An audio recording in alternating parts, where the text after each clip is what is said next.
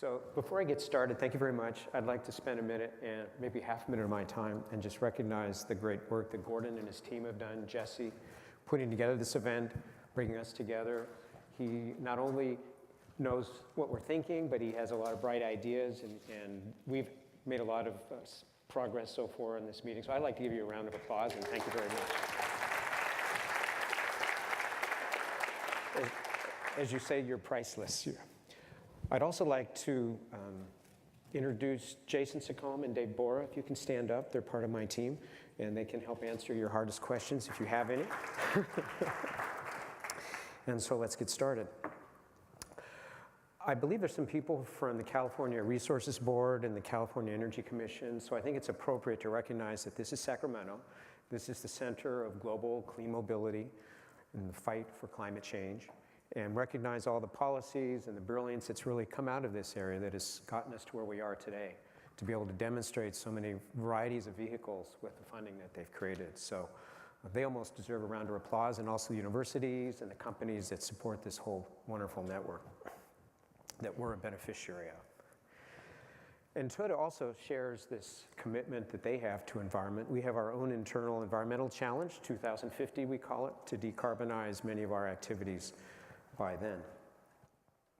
And we will be back in the electric vehicle game very soon. We plan on introducing 10 vehicles in the early 20s. And by 2030, we'll be selling 5.5 million electrified products a year, with over 1 million of them being either electric or fuel cell. And as Pal showed you today, we're excited about the e-Pallet, which is our mobility services platform. But this is really representative of a change in the company that is really our start our impossible, as we try to move from a transportation company to a mobility company. And what that really means is a new outreach from Toyota to try and gather more partners and learn more from you, because we'll be in a service business that we haven't been in before. And so this is a whole new ecosystem that needs to get started. He mentioned, and I'll get into more detail, what this concept of mobility for all is. It's a spectrum of mobility products, starting with the last mile, which is really to aid people with walking. Project Blade is to help the blind navigate. We're working on wheelchairs, and the vision is maybe an autonomous wheelchair in the future, as well as products for hospitals. There's a lot of effort that goes into just moving people in and out of bed. And in Japan, there's a great shortage of workers, so they're very interested in developing robots for hospital applications. And then the human support robot is really a companion for elderly, and that's also very important in Japan. What we'd like to do, we sell houses in Japan. We have a smart house demonstration. We'd like to integrate these smart products with a smart car and a smart house, and hopefully that might be a new business model for us, selling a whole smart system. And I might just mention what's unique about Japan. This is actually multi-generation housing. The grandparents live on the right, and the family lives on the left, and there's some communal areas in between. But there's actually a tax incentive in Japan for the grandparents to be co-located with you and take care of the kids. So they don't have nearly the senior housing that we do, and I thought that's perhaps a good idea. So the topic of the day is really the future of electrification at scale. And I think it's fundamental to begin with to understand that really hydrogen and electric are not competitors. I know sometimes it's portrayed in the press as we're competitors, but we see them both as part of an overall electrification system, and that hydrogen will play an important but complementary role in achieving those goals. And when we consider how fast we need to move, we need both hydrogen and electric to be successful. We're almost 2 generations away now from having to ban our products and combustion products in many parts of the world. So internally, engineering is being transformed, and it probably is hard to see from the outside how dramatic the changes are within our industry. Now, the story of hydrogen really begins for us with the commitment Japan has made to hydrogen, be the first hydrogen society. The framework was laid down 10 years ago in 2008 in Fukuoka in southern Japan. It's an industrialized area, and they decided to pilot what a hydrogen town would be. So all the houses were powered by fuel cells. The source of the hydrogen was a wastewater treatment plant. They have a university and research facility they started. It's pipeline-fed hydrogen that participates in supporting buses, cars, fuel cell scooters, as well as forklifts. So it has a lot of the concepts of what we're still trying to deploy today. And we're also making continued research in hydrogen through the NRAIL, the National Lab for Energy. Also, Volkswagen, Toyota, the corporations, and around the world, there's continued progress. I'll just point out a few. The work we did at Stanford at the Linear Accelerator, I find fascinating because I used to live there. They've turned the accelerator into a giant X-ray machine, and for the first time, we're actually able to see how lithium moves within a battery, much differently than we ever expected. And having that fundamental knowledge, we hope to be able to make batteries last longer. Volkswagen's done some work in atomic layer deposition and found a better way to make a fuel cell, which actually is encouraging them to think that may be a breakthrough. And so we may see them joining our fuel cell ranks. The national labs are looking at a lot of new pathways to make hydrogen. One that's fascinating is the ability to go directly from solar to hydrogen on a chip. And Boeing's working on this area also, and the efficiencies are going up. And there has to be a lot of fundamental work on material science to try and make energy storage and hydrogen distribution more effective and more efficient. And this is just pieces of all the action that's going on. So that brings us back to probably the fundamental question is, why hydrogen? And fundamentally, it's because of its versatility. It's an excellent zero-emission energy carrier. And when we look at a system, we can see that we can make hydrogen from almost anything, and we can deploy hydrogen almost anywhere. And so in this case, we're deploying it not only in mobility cases and fuels, but it's also going to be very useful in some of the hard to decarbonize aspects of industry. And we'll get into that in a minute. But we're really going through a revolution for hydrogen right now, and it's hard really to overemphasize that. With the transformation in the energy sector, that's spilling over into our sector. Cheap and plentiful electricity from solar and wind give us green hydrogen, and we've been relying on brown hydrogen up until now. So that'll make us almost the cleanest fuel available. So somehow we need to rebrand it. NEL is a manufacturer of electrolyzers, and electrolyzers are used to make the electricity, or make the hydrogen from electricity. They're expanding their capacity by a factor of 10. They'll be the supplier of electrolyzers supporting Nikola's new hydrogen network for their Class 8 trucks. The biggest component of cost in electrolyzer is electricity, and you can see they're actually saying now they're competitive with fossil fuels. And this hasn't been the case for electrolyzers in about 30 to 40 years, so it's a big milestone. One of the more important characteristics of hydrogen is its ability to store vast amounts of energy over a long period of time. And you can see some comparisons here, pump storage, compressed air, battery systems. It's really unique in that regard. And even Secretary of Energy Chu recognizes this is one of the fantastic things about hydrogen, and we need to somehow utilize it. And why is this going to become so important? Well, we're working towards achieving 100% renewable grid in California. And UC Irvine has done a lot of excellent simulations of different combinations in wind and solar supporting that California grid. And if you look at that situation and plot it over a year, you see a very seasonal effect. So we're producing more energy than we can consume in the summer months, but in the winter months when it's cold, there's more energy that we need that isn't readily available. So how are we going to be able to not just have a duck curve that shifts the power to the evening, but we need a different kind of a duck curve. We need to shift it seasonally. And so if you looked at the possibilities for pumped hydro, he even simulated if there were 21 million vehicles on the road in California and we had access to all their batteries, how much storage would that represent? The hydrogen storage in this box represents if we were to convert the natural gas grid to hydrogen, and therefore would start to give us some solutions to the seasonal storage issue. What this revolution in solar and wind is also creating is the possibility of now having a renewable fuel that can be transported globally. So Australia has just demonstrated it. You might have windmills that might not be close to a population center. They may be close to a coast. In the case of Australia, they converted the electricity to hydrogen and then onto ammonia. The Japanese now, Kawasaki Industries, is starting to build ships that can carry hydrogen. And so this was demonstrated this summer as they shipped some hydrogen to Japan. When you think about that in larger terms, British Columbia now is very active in studying a new business model of tapping into its excess hydroelectric capacity, similar to what you heard from Seattle today. And they're very excited about exporting that to Japan. Norway is also in the same condition, and even the United Kingdom is looking at this as a new industry. I haven't really heard anyone yet in the US is looking at it in exports, so I think it's worth continuing to bring up as a possibility. You can just imagine globally, you can take hydrogen from the summer months in the northern hemisphere and export it south to the southern hemisphere. So there are all kinds of possibilities for using hydrogen as renewable fuel globally. So other people are digesting this rather quickly and coming up with some interesting ideas. TKI is a natural gas company in the Netherlands. The Netherlands is looking at the phasing out of their oil in North Sea, and they're going to expand dramatically their wind farms offshore. It's most efficient to make the hydrogen at the windmill, so they'll be bringing the hydrogen, using some of the oil platforms too.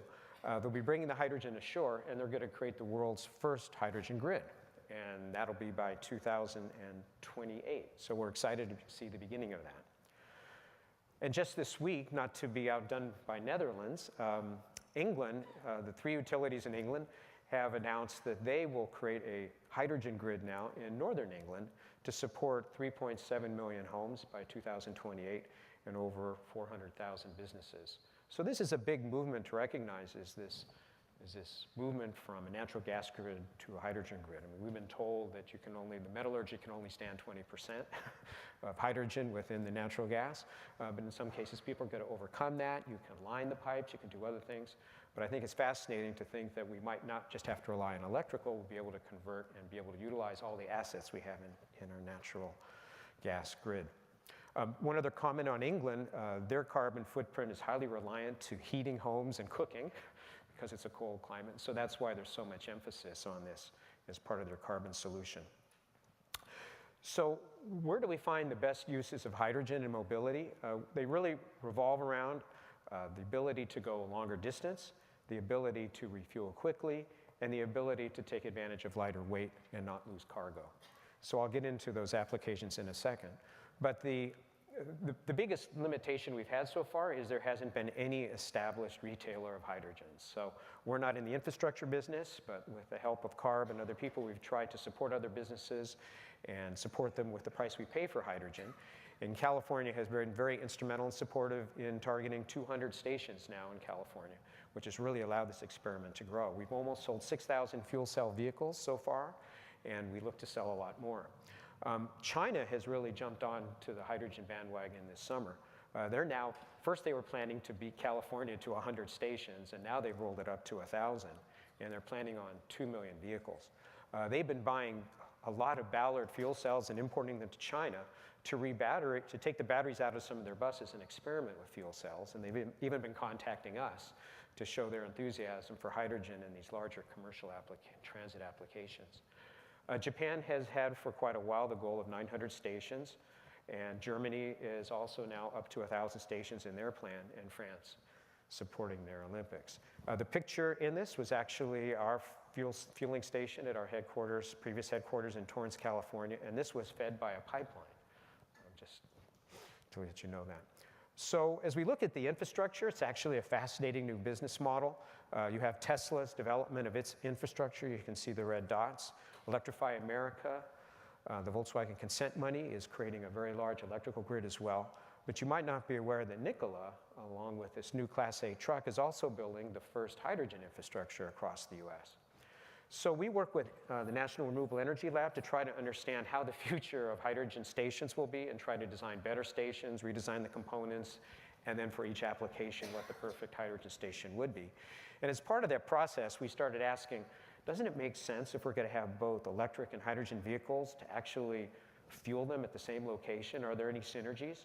And it turns out there are. Both of them need cooling. You need to keep the hydrogen very cool, and you also need to cool the cable for a fast charge.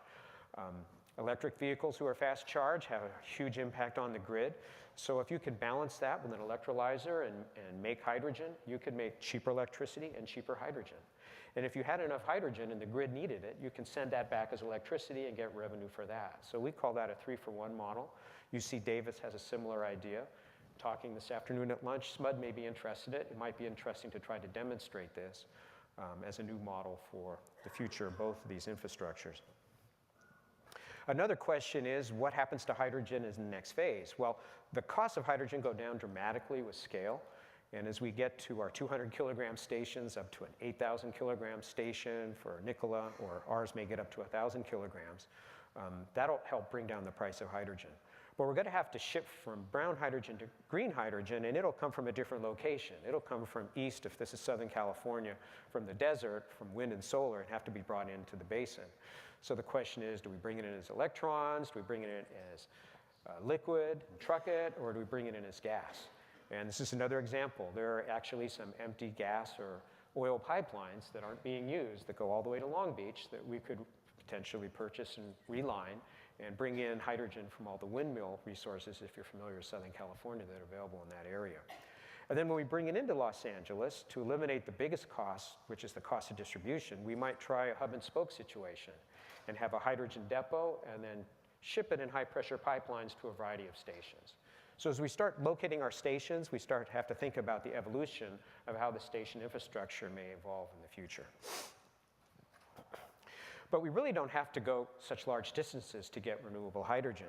We have a lot of methane that should be captured and used as hydrogen very close in. And those are in landfills, those are in dairy farms, and those are in sewage treatment plants.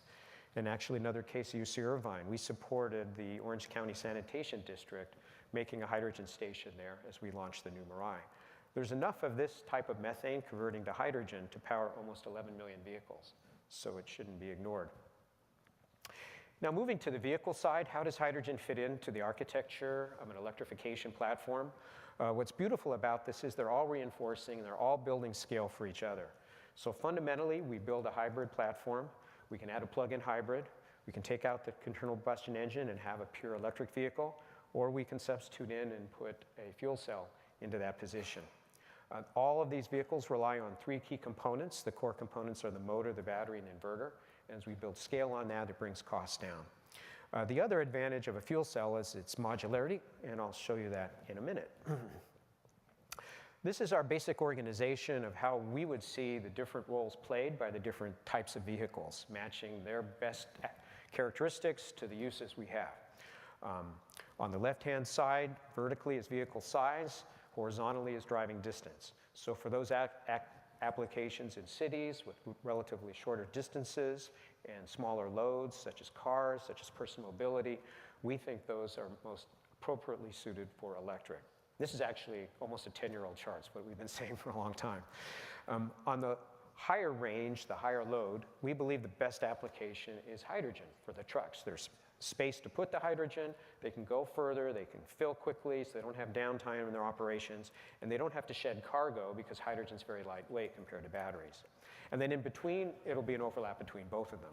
Personally, I added autonomous fleets. With their high electrification load, I believe that future autonomous fleets will probably be hydrogen.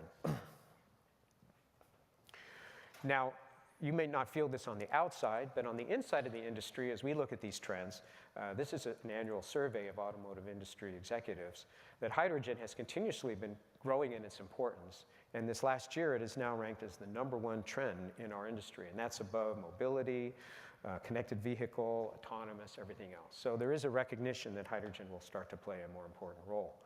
And in fact, there are 4 manufacturers now who offer a fuel cell vehicle. We intend to increase our production capacity by a factor of 10 as we launch our next generation Mirai. So we'll be up to 30,000. So we're predicting globally sales of fuel cell vehicles will hit over 30,000 units soon. We've also been building fuel cell hydrogen buses since early 2017. It's part of our plan to offer them for the Olympics. We find buses are a very good application for hydrogen. This is also shared with the California experience in Palm Springs and also at AZ Transit. They've had very good experience with them. They've had both electric and fuel cell. AC Transit took a fuel cell bus from Oakland and drove it over the Sierras to Reno on one tank, so that was interesting. Daimler is excited about the utilization of hydrogen in buses in Northern Europe. It's very cold. Buses actually use more energy to heat them than they do to move them. So that's a good application. And again, China is starting to look at fuel cells for buses. Of more local interest is solving some of the social equity issues associated with the tremendous diesel pollution at the Port of Long Beach in Los Angeles. It's the largest port of entry for the United States. A lot of diesel pollution goes up the Alameda corridor north and then east out towards Riverside to the logistics depots and then north.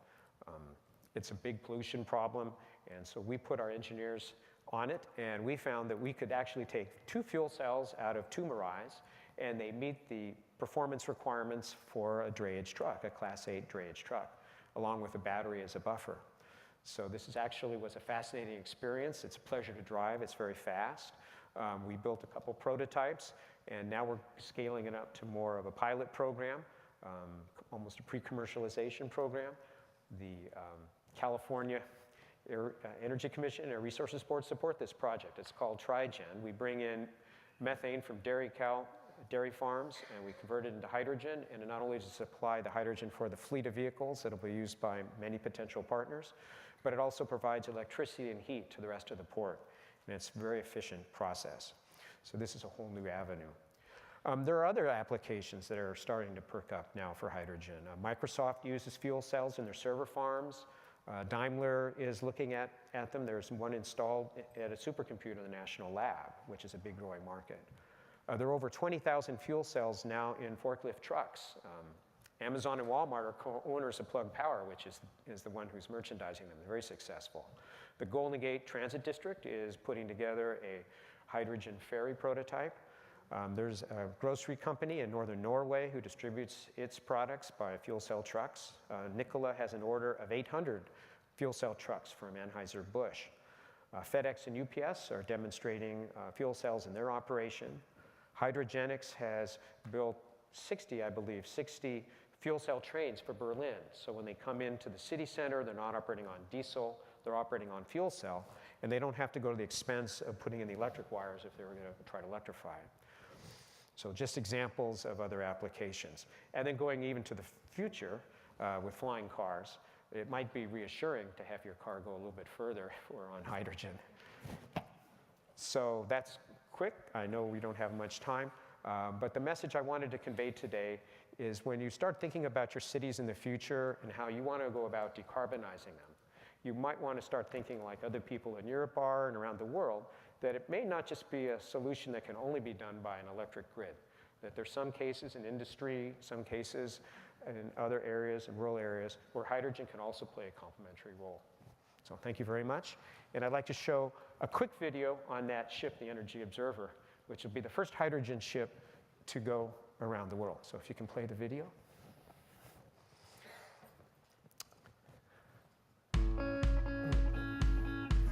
It was the fastest ship to circle the world, and now we've converted into a solar hydrogen ship to go around the world, and it'll be in Japan for the Olympics.